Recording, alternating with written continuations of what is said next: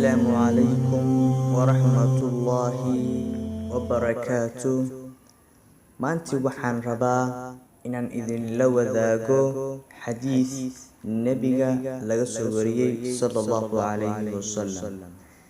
haddii aad nagu cusub tahay, nagu soo biro taabo subscribe gambalelkana furo si aad u noqoto daawadaha ugu horeeya ee daawada video walba oo cusub ee la soo dhigo channelkan. عن أبي هريرة رضي الله تعالى عنه أن رجلا قال للنبي صلى الله عليه وسلم أوصني، قال لا تغضب، فردد مرارا قال لا تغضب، رواه البخاري.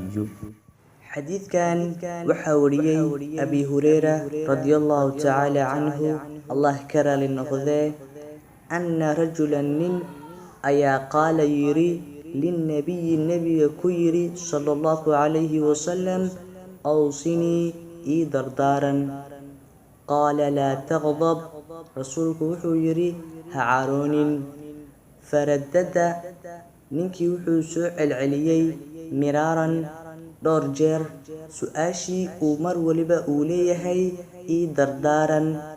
نبي وحو جوابتي دافن وايي لا تغضب هعارون. xanaaqa iyo carada waa waxa kaliya adduunka sidaan ka dhigay. marka aan kontrolno xanaaqeena oo intii aan ilaalin karno aan ilaalino. la wadaag xadiidkan walaalahaaga kale.